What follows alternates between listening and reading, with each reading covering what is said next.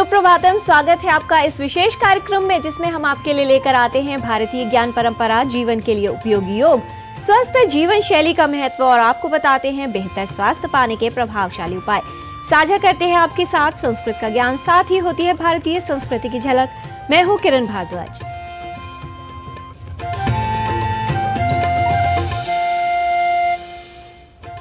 जीवन सर्वश्रेष्ठ शिक्षक है जो समय समय पर सभी की परीक्षा लेता है। अंतर है तो बस इतना कि शिक्षक पहले सिखाते हैं और फिर परीक्षा लेते हैं, लेकिन जीवन सबक देता है परीक्षा लेने पर। इसीलिए जीवन में समय का सम्मान और ज्ञान आवश्यक है। आइए देख लेते हैं आज का पंचांग और जान लेते हैं क्या है आज की तिथि, वार और नक्षत्र। आज का पंचांग युगाब्द 5125, विक्रमी संवत 2080, शक संवत 1945, उत्तरायण, फाल्गुन मास, कृष्ण पक्ष, षष्ठी तिथि, शुक्रवार, स्वाति नक्षत्र। आज का दिन सभी के लिए मंगलमय हो। ज्ञान शक्ति है और जानकारी स्वतंत्रता है। प्रत्येक परिवार और समाज में शिक्षा और प्रगति का आधार है। ज्ञान वो शक्ति है, वो आधार है जो परीक्षा के समय में कभी साथ नहीं छोड़ता। आवश्यक है ऐसे में सकारात्मक विचार बनाए रखना, क्योंकि सकारात्मक विचार सही ऊर्जा, समझ और मार्गदर्शन देते हैं परीक्षा का बेहतर सामना करने का। योग युक्तो विशुद्धात्मा विजितात्मा जितेन्द्रियः सर्वभूतात्मा भूतात्मा कुर्वन्नपि न लिप्यते।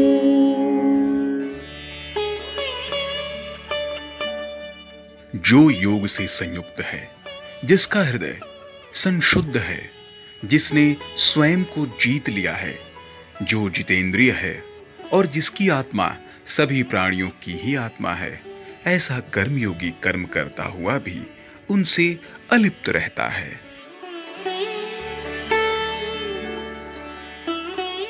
The Karma Yogis, who are of purified intellect and who control the mind and senses, see the soul of all souls in every living being.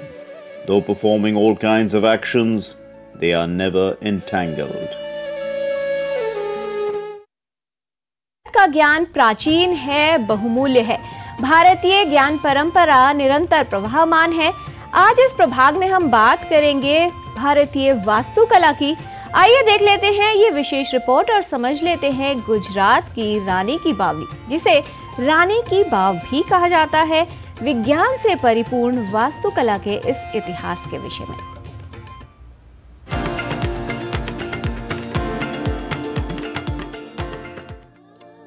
Bharat में ज्ञान का एक लंबा इतिहास है जो गंगा नदी की तरह निरंतर प्रवाहमान है। भारतीय ज्ञान प्रणालियों की भारतीय वास्तुकला, भाषा विज्ञान, खगोल विज्ञान, संस्कृति, दर्शन और आध्यात्मिकता में एक मजबूत नींव है। भारतीय ज्ञान परंपरा पुरातन युग से बहुत समृद्ध रही है। आधुनिक युग में प्रचलित भारतीय ज्ञान और विदेशों से आ रही तथाकथित नवीन खोज जो हमारे ग्रंथों में पूर्व से ही उल्लिखित है, भारतीय ज्ञान परंपरा के समृद्धशाली होने का प्रमाण है। आज हम इसी क्रम में भारतीय वास्तुकला विज्ञान से परिपूर्ण गुजरात राज्य में स्थित रानी की बावड़ी के बारे में बताएंगे, जिसको रानी की बाव भी कहते हैं। रानी की बाव सीढ़ियों वाली एक बावड़ी है जो गुजरात के पाटन शहर में है, जहां अधिकतर स्मारक राजाओं द्वारा अपनी रानी की स्मृति में निर्मित कराए गए। वहीं रानी की बाव एक ऐसा स्मारक है जिसे एक रानी ने अपने राजा की याद में बनवाया है। इस बावड़ी का निर्माण सोलंकी राजवंश की रानी उदयामती ने अपने पति राजा भीमदेव प्रथम की याद में 1063 ईस्वी के आसपास बनवाया था। यह बावड़ी न केवल जल प्रबंधन प्रणाली में भूजल संसाधनों के उपयोग की तकनीक का बेहतरीन उदाहरण है, बल्कि भारतीय भूमिगत वास्तु संरचना का भी सबसे विकसित उदाहरण है। रानी की बाव सभी बावड़ियों में सबसे बड़ी और सबसे ज्यादा अलंकृत है। साथ ही यह मारू गुर्जर शैली में निर्मित है। मारू गुर्जर वास्तुकला, चालुक्य शैली या सोलंकी शैली भारतीय मंदिर स्मारक वास्तुकला की एक शैली है, जो 11वीं से 13वीं शताब्दी तक गुजरात और राजस्थान में चालुक्य वंश के तहत उत्पन्न हुई थी। इस रानी की बाव का निर्माण उल्टे मंदिर की तरह किया गया है, यानी शिखर नीचे और स्तंभ ऊपर की ओर हैं। इसमें नीचे से ऊपर की ओर 7 सीढ़ियों की कतारें हैं। 7 मंजिला इस बाव की हर मंजिल पर उच्च कलाकृतियों का निर्माण किया गया है और इसमें बनी 500 से अधिक मूर्तियां आज भी उपस्थित हैं। क्या आप जानते हैं कि भारतीय पुरातत्व सर्वेक्षण के अनुसार भूगर्भीय प्लेटों में बदलावों के कारण आने वाली बाढ़ और लुप्त हुई सरस्वती नदी के कारण यह बहुमूल्य धरोहर 700 वर्षों तक गाद की परतों तले दबी रही। वस्तुतः 13वीं शताब्दी में भूमिगत परिवर्तन होने के कारण सरस्वती नदी ही विलुप्त हो गई, जिसके किनारे यह बावड़ी बनी थी। बताया जाता है कि भूमिगत प्लेटों के खिसकाव के कारण इस क्षेत्र में बाढ़ आई और बाढ़ रुकने के बाद यह क्षेत्र गाद में दब गया था। यह गाद इतनी अधिक थी कि इसमें 28 मीटर गहरी बावड़ी भी समा गई थी। बाव को लंबे समय तक गाद में दबे रहने को ही इसमें मिली मूर्तियों की चमक का कारण माना जाता है। यह बावड़ी भारतीय पुरातत्व सर्वेक्षण के तहत संरक्षित स्मारक है। भारतीय पुरातत्व विभाग ने 1950 के दशक के मध्य में इसका उत्खनन शुरू किया, जो लगभग 40 वर्षों तक चलता रहा। आखिरकार 1980 के दशक के आसपास पुरातत्व विभाग को सफलता प्राप्त हुई और पुनः इस बावड़ी को अपने वर्तमान स्वरूप में लाया गया। बताया जाता है कि इस बाव में पहले 292 स्तंभ थे, जिस पर यह मंजिलें टिकी हुई थी, लेकिन अब 226 स्तंभ ही बचे हैं। साथ ही यह बावड़ी अब पानी का स्रोत नहीं है। पूर्व से पश्चिम की ओर विस्तृत इस बाव के पश्चिमी छोर पर एक कुआं स्थित है, जो 10 मीटर चौड़ा और 30 मीटर गहरा है। कहते हैं लगभग 50 साल पहले इस कुएं में पानी जमा रहता था, जिसमें औषधीय गुण पाए जाते थे और इस पानी का प्रयोग कई गंभीर बीमारियों के उपचार में किया जाता था। पानी में औषधीय गुण का कारण बाव के आसपास लगे आयुर्वेदिक पौधों को माना जाता है। इस रानी की बाव के कुएं में वर्षा जल संचयन के लिए भी प्रावधान थे। वर्षा जल संचयन की पद्धति को ऐसी प्राचीन तरह से डिजाइन किया गया था कि यह भारतीय ज्ञान वास्तुकला विज्ञान को दर्शाता है। 22 जून 2014 को यूनेस्को वर्ल्ड हेरिटेज साइट में शामिल तकनीकी और खूबसूरती के लिए प्रसिद्ध इस अनूठी बाव को यूनेस्को की विश्व विख्यात समिति ने भारत में स्थित सभी बावड़ियों की रानी का खिताब दिया है। 900 वर्षों से इस स्मारक में कई ऐतिहासिक पहलू तो जुड़े ही हैं, साथ ही यह स्मारक आधुनिक इंजीनियरिंग की दुनिया को भी चुनौती देता है। 13वीं शताब्दी से पहले बना यह बावड़ी अपनी वास्तुकला, विज्ञान, संस्कृति, दर्शन व शिल्प के कारण प्रत्येक जनमानस के लिए आकर्षण के साथ साथ सदैव गौरव का केंद्र बना रहेगा। भारतीय ज्ञान परंपरा में यह दिव्य एवं भव्य स्थान हमारी समृद्ध वैज्ञानिक परंपरा का भी केंद्र है। जनेंद्र सिंह की रिपोर्ट, डीडी न्यूज।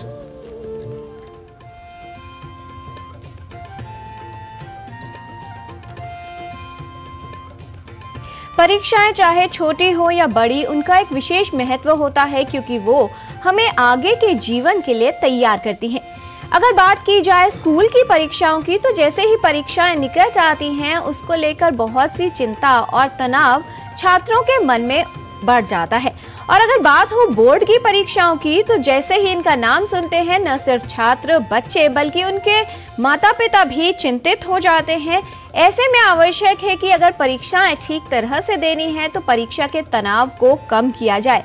किस तरह से परीक्षा के तनाव को कम कर सकते हैं और बेहतर तरीके से परीक्षा की तैयारी कर उसका सामना किया जा सकता है, ये जान लेते हैं इस रिपोर्ट के माध्यम से।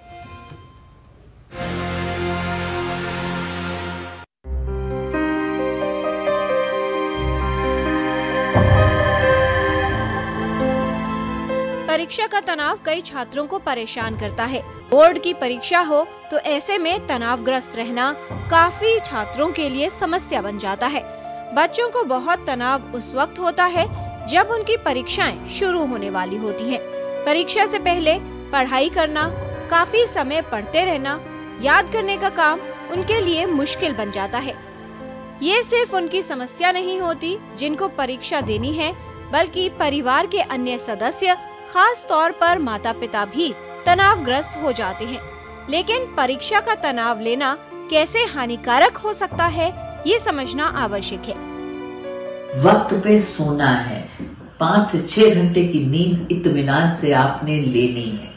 सारा कुछ सुबह के लिए तैयार पहले से करके रख लेना है। रात भर पढ़ना नहीं है, फोनों पे बात नहीं करनी है अपने सहपाठियों से, किसने क्या कर लिया, कौन क्या कर रहा है, कोई नई चीज याद करने की कोशिश नहीं करनी है और अपने आप को सिर्फ और सिर्फ यही संदेश देना है कि मैं जितनी तैयारी कर सकता था मैंने भरपूर कर ली है, अब मैं कल आराम से जाके एग्जामिनेशन सेंटर में लिखूंगा या लिखूंगी। अपने आप को ये पॉजिटिव संदेश देना बहुत जरूरी है।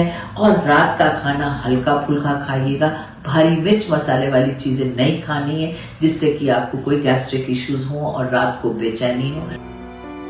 तनावग्रस्त रहने का प्रभाव बच्चे के स्वास्थ्य, व्यवहार और परीक्षा की तैयारी पर पड़ता है। तनाव यदि अधिक हो तो इसके कारण आत्मविश्वास में कमी, शारीरिक ऊर्जा कम हो जाना, परीक्षा की तैयारी ठीक से न हो पाना, एकाग्रता में कमी और याद करने में समस्या या परीक्षा में भूल जाना, ये तमाम समस्याएं हो सकती हैं, जिसकी वजह से बच्चा ठीक से परीक्षा नहीं दे पाता। परीक्षा के तनाव होने पर उसके कुछ लक्षण उत्पन्न हो सकते हैं। सिर दर्द, शरीर में दर्द, नींद कम होना, सामाजिक व्यवहार में कमी, मेलजोल कम होना, चिड़चिड़ापन, भय या चिंता, घबराहट, निराशा और पाचन तंत्र की समस्याएं भी तनाव के कारण उत्पन्न हो सकती हैं। आमतौर पर तनावपूर्ण माहौल परीक्षा देने के बाद भी समाप्त नहीं होता, बल्कि परिणाम आने तक चलता रहता है। परीक्षा की तैयारी के समय तनाव को दूर रखना जितना आवश्यक है, उतना ही महत्वपूर्ण है परीक्षा की तैयारी सही तरीके से करना। परीक्षा की तैयारी के लिए सही योजना बनाना और पढ़ने के लिए सही समय निर्धारित करना उपयोगी है। पढ़ते समय बच्चों को कुछ समय का विराम देना चाहिए, जिससे वो तरोताजा महसूस कर सके। डर लगता है, लेकिन डर को हावी मत होने दीजिएगा अपने ऊपर। इत्मीनान रखिए, अपने आप को ये संदेशा दीजिए कि अच्छे से तैयारी करके आए हैं।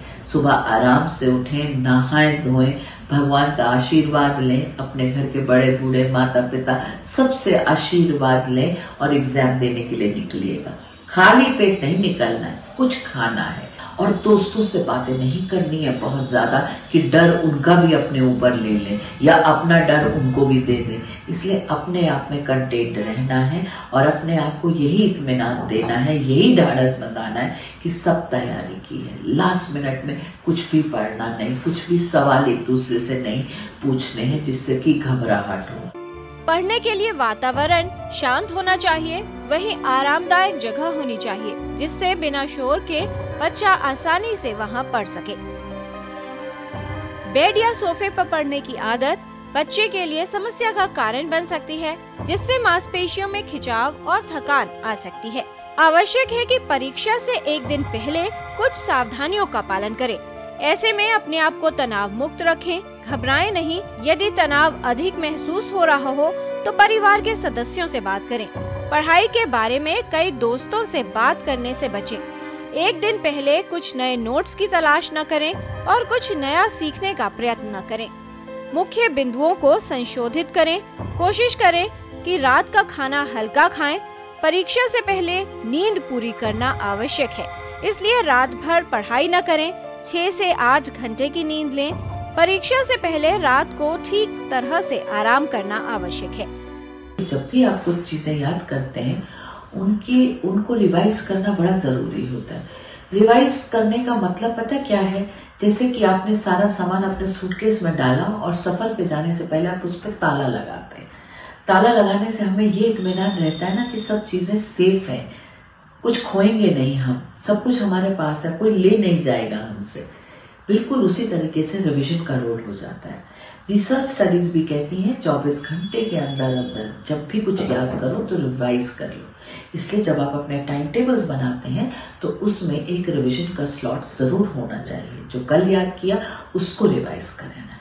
और जब रिवीजन करते हैं तो आपको पता चल जाता है कि आपकी कमजोर कड़ियां कौन सी हैं, और वक्त रहते ही आप अपनी कमजोर कड़ियों को मजबूत कर सकते हैं। बोल बोल के रिवाइज करते हैं, किसी को सुना दीजिए, रिकॉर्ड कर लीजिए अपना कहा हुआ, कुछ लिख के देख लीजिए, छोटी छोटी सी स्क्रिबलिंग्स कर लीजिए, कीवर्ड से एक माइंड मैप सा बना लीजिए। पढ़ाई में व्यस्त होने के कारण कई बच्चे समय पर खाना नहीं खाते, साथ ही कुछ ऐसा खाना पसंद करते हैं जिससे उनका वजन बढ़ जाए। परीक्षा के दिनों में उन्हें सही मात्रा में पौष्टिक आहार मिलना चाहिए। आवश्यक है कि तनाव के कारण को पहचानें, तनाव को दूर करने के उपाय करें, जिससे छात्र बेहतर ढंग से परीक्षा पूरी कर सके और परीक्षा में सफल हों। किरण भारद्वाज, डीडी न्यूज।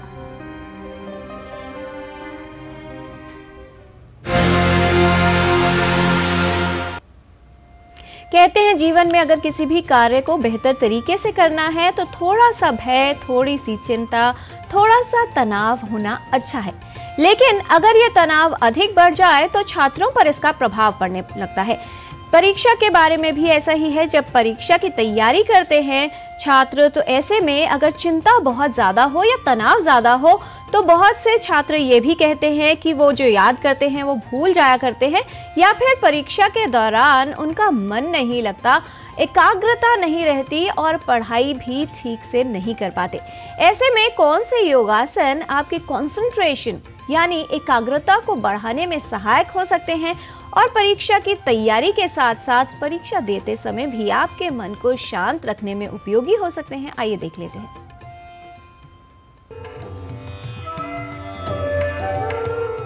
नमस्ते, मैं श्रुति नायर। कई बार हम चीजों पे फोकस, कंसंट्रेशन यानी ध्यान कर नहीं पाते। आज गोमुखासन के साथ देखते हैं कि हम कैसे अपना ध्यान बढ़ा सकते हैं। आइए देखते हैं कैसे किया जाता है गोमुखासन। गोमुखासन करने के लिए सबसे पहले हम अपने दोनों पैरों को आगे खोल देंगे। पैरों को आगे खोलने के बाद अपने बाएं पैर को अंदर की तरफ फोल्ड करेंगे और यहाँ से अब हम अपने दाएं पैर को अंदर लेंगे। इसके बाद दोनों पैरों को एक साथ में लाएंगे। पैर एक साथ आ जाने के बाद हम हाथ को ऊपर लेंगे और बाएं हाथ को पीछे से दाएं हाथ से पकड़ेंगे। कोशिश करेंगे कि हाथों को पीछे से बांध लें और धीरे से अपनी आंखें बंद कर कर ध्यान करने की कोशिश करेंगे।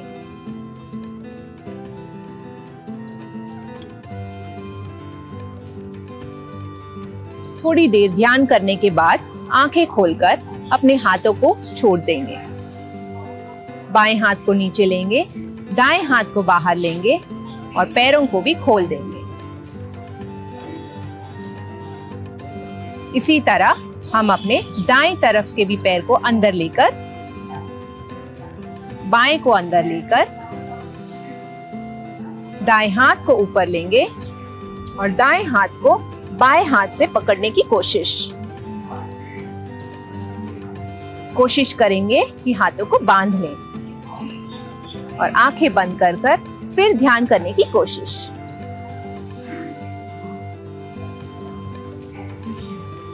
इस तरह से आंखें बंद कर कर आप ध्यान बढ़ा सकते हैं।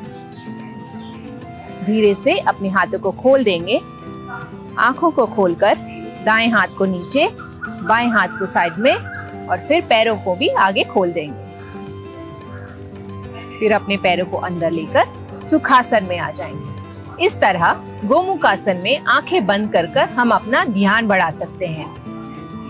आइए कुछ टिप्स लेते हैं योग गुरु डॉक्टर हंसा जी योगेंद्र जी से। नमस्कार। कोई भी चीज अगर ध्यान से करनी हो तो दिमाग थका हुआ नहीं होना चाहिए, तरोताजा होना चाहिए। इसके लिए जरूरी है कि हम पहले तो खाने पे ध्यान दें, शुगरी चीजें ना खाएं, शक्कर की चीजें, और ओमेगा 3 फैटी एसिड जरूर लें, जैसे कि अखरोट है और सीड्स है वो ज्यादा लें। तीसरा, कोशिश ये करें कि हम कोई भी काम करें बीच बीच में इस तरह का काम कर लें कि जिससे आनंद आए, जरा मजा आए। चौथा, ऐसी कोई चीज जरूर करें दिन में कि जिसमें आपको ज्यादा सोचना पड़े, जैसे कोई नए सब्जेक्ट लिए हो पढ़ने के लिए या कोई नया काम लिया हो तो दिमाग अच्छी तरह चलेगा। और पांचवा, अच्छी नींद दिमाग को तरोताजा रखने के लिए बहुत जरूरी है, तो वो करते ही रहना है। बस ध्यान दें। नमस्कार। जीवन में जितना बड़ा लक्ष्य प्राप्त करना हो उसके लिए उतनी ही कठिन परीक्षा देनी पड़ती है, उतनी ही अधिक चुनौतियां आती हैं। और ये भी कहा जाता है कि अगर आपको दिन में लगता है कि किसी दिन आपके सामने कोई भी चुनौती नहीं आई तो समझ लीजिए कि आप जीवन पे सही मार्ग पर नहीं हैं, यानी प्रगति की ओर अग्रसर नहीं है। यहाँ पर रुकते हैं एक छोटे से ब्रेक के लिए और ब्रेक के बाद फिर लौटेंगे। आप देखते रहिए डीडी न्यूज।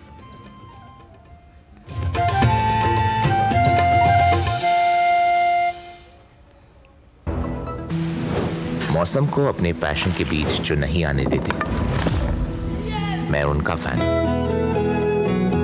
मेरी तरह SBI भी आपका फैन है, इसलिए SBI आपके लिए थोड़ी एक्स्ट्रा मेहनत करता है। तो excellent customer service, assistance to MSMEs और टेक्नोलॉजी ड्रिवन बैंकिंग सॉल्यूशंस।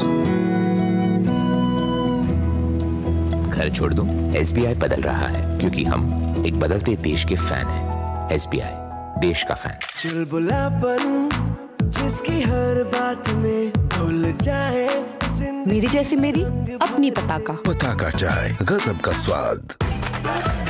मैं क्या जी, सब जानते हैं, जहां दिखे मारियो, अपना समझ के खा लियो।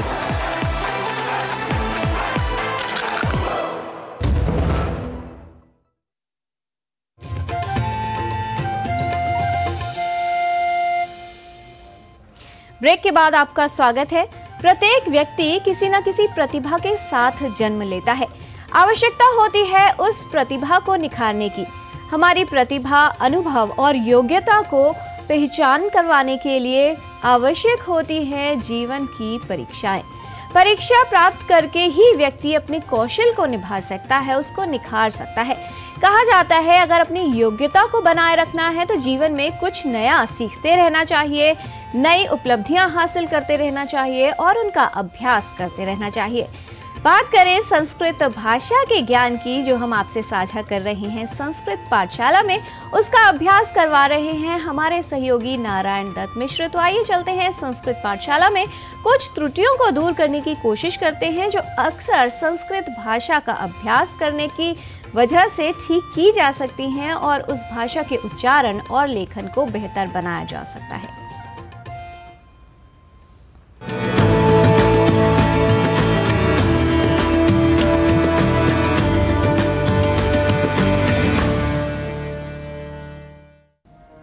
नमो नमः। संस्कृत पाठशालायां भवतां समेषां ही स्वागतमस्तु। अहमस्मि नारायण दत्तमिश्रः। शब्दों के शुद्ध उच्चारण और लेखन में परिष्कार की प्रवृत्ति को बढ़ाने के उद्देश्य से इन दिनों हम कई उदाहरणों को आपके समक्ष कर रहे हैं प्रस्तुत, और साथ ही बता रहे हैं कारण के साथ कि क्या शुद्ध है और क्यों। हम यह देख ही चुके हैं कि लिखने के समय हम बहुत बार संयुक्ताक्षरों की वजह से भी उच्चारण में और लेखन में गलती कर जाते हैं। यदि उच्चारण हम ठीक भी कर लेते हैं तो भी लिखने में हम गलती अवश्य ही कर जाते हैं। जैसे विद्या को विद्या, विद्यालय को विद्यालय, विश्वविद्यालय को विश्वविद्यालय, ऐसे कई उदाहरणों के बारे में आप जान ही चुके हैं। अब जान लेते हैं कुछ और उदाहरणों के बारे में। एक शब्द है सौहार्द, अर्थात अच्छे हृदय का भाव, जिसे हम में से कई सौहार्द बोल जाते हैं। और शायद ऐसा इसलिए क्योंकि हमारे मन में शब्दानुकरण दृढ़ होता है। कहने का अर्थ यह कि हम आर्द्र यह शब्द अपने मन में जब सोच लेते हैं तो हमें लगता है कि यही शब्द यहाँ यानी सौहार्द में होगा, तो शुद्ध शब्द होना चाहिए सौहार्द्र, न कि सौहार्द।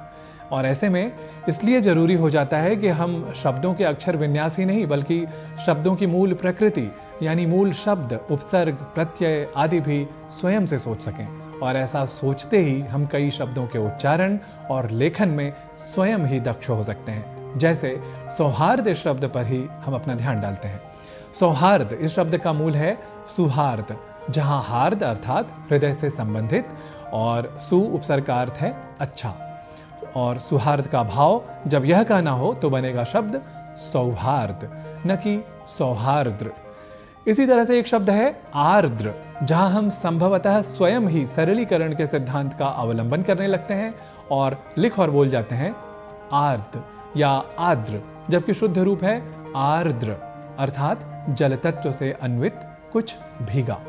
तो यहाँ आर्द्र या आर्द्र के क्रम में हमने देखा कि हम एक र इस अक्षर को हटा देने का काम उच्चारण और लेखन के समय कर रहे होते हैं, बल्कि ऐसा करना होता नहीं है।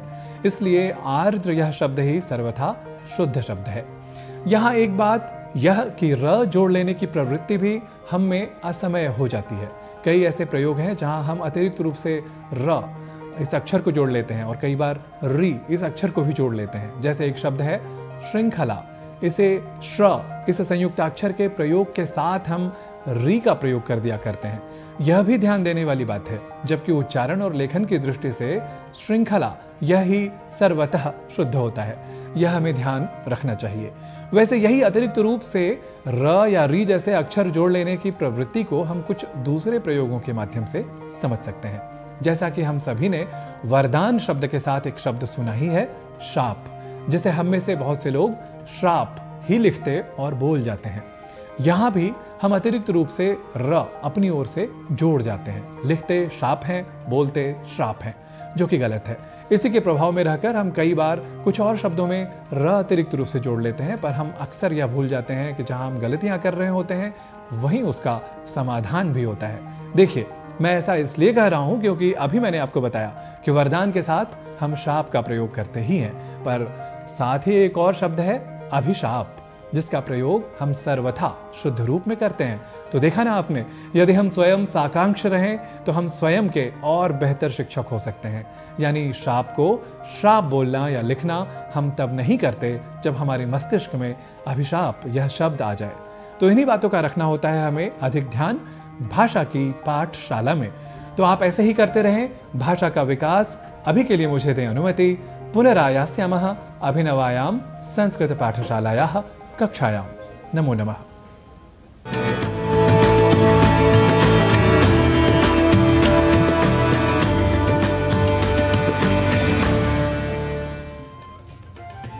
संस्कृत भाषा की बात हो या फिर जीवन में सफल होने की, आवश्यक है कि जिस कार्य को कर रहे हैं उसका अभ्यास अवश्य करते रहें, क्योंकि अभ्यास से ही कुशलता आती है। जीवन कई परीक्षाएं लेता है। कहा जाता है कि जीवन पल पल किसी न किसी की परीक्षा लेता है, हर मोड़ पर एक नया प्रश्न देता है। देनी पड़ती है जीवन की परीक्षा सबको अकेले ही, बस साहस और हिम्मत के साथ ज्ञान ही साथ देता है। ज्ञान को अपने साथ लेकर चलिए तो न सिर्फ स्कूल की परीक्षाओं में, बोर्ड की परीक्षाओं में या फिर अपने कार्यस्थल की परीक्षा में, बल्कि जीवन की परीक्षाओं और लक्ष्यों को प्राप्त करने में भी सफलता अवश्य प्राप्त होगी। आज के कार्यक्रम में फिलहाल इतना ही। हमारी पूरी टीम को दीजिए अनुमति। नमस्कार।